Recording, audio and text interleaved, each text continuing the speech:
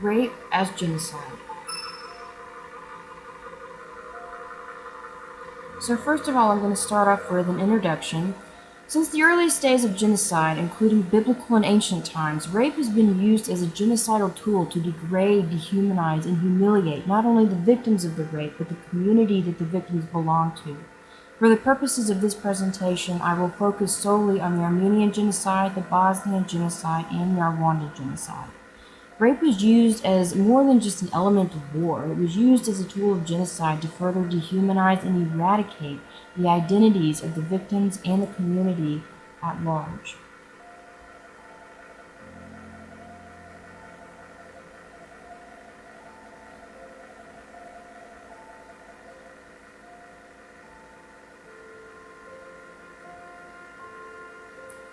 And then I'm going to start off with some research questions here. So in the case of these three events, how is rape considered genocide? Does rape as an act of genocide meet the criteria of the UN Convention's definition of genocide? And what differentiates rape as an act of genocide from rape as just another element of war? So first of all, we have rape unto death. And rape was intentionally committed for several different reasons, including death. For instance, in many cases, rape preceded torture, mutilation, and death.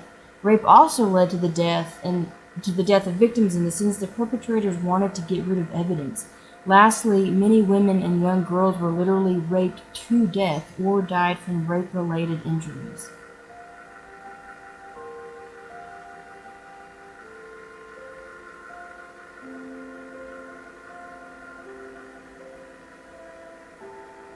Secondly, rape is also genocidal in the sense that it brought about serious bodily and mental harm. 8 to 10-year-old girls were raped, sometimes in front of their mothers, usually to the point of not being able to walk anymore. So then they were just shot on the spot, which was evident during the Armenian genocide. During these genocides, women were usually gang raped, as was seen in all the genocides that I've mentioned. And in Bosnian camps, some women were raped by more than 40 men in one day.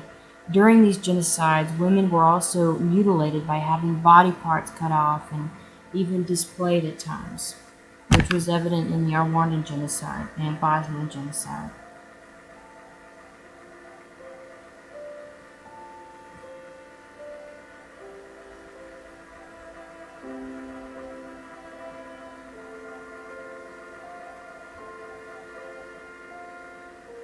According to the account of one woman in Bosnia, she claimed that it must have happened over 100 times that I was raped.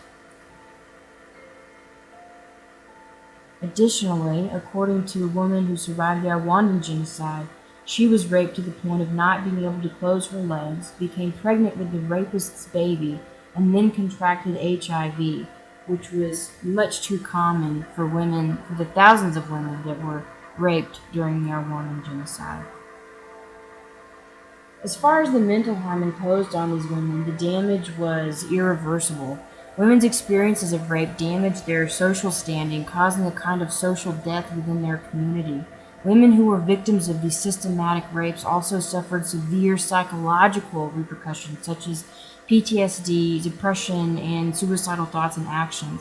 Not to mention, many of these women had to face the added trauma of forced impregnation and sexually transmitted disease, such as HIV, during the Rwandan genocide.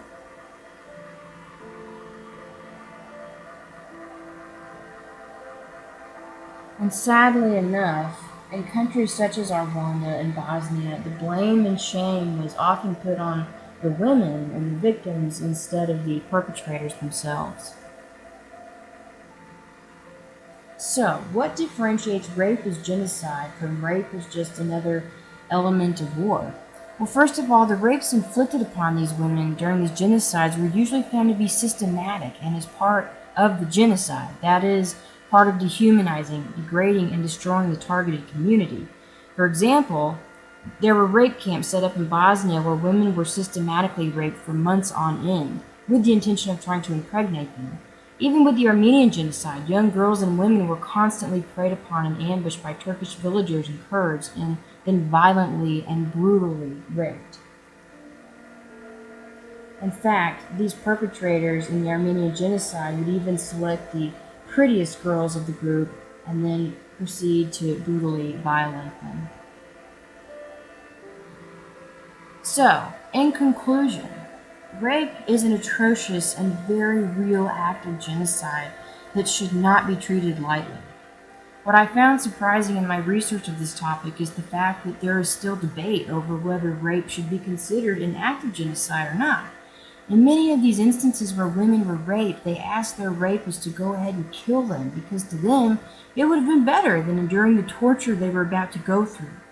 Thus, in short, these women preferred death over rape, abuse, and torture. In some cases, women even took their own life to avoid this kind of victimization. This was very common during the Armenian genocide, in which packs of women would jump into a river and drown themselves. With this being said, what these victims of brutal, systematic rape had to endure was unimaginable and was a form of death in itself, a psychological, social, emotional death. So, there should be no question as to whether rape should be considered an act of genocide.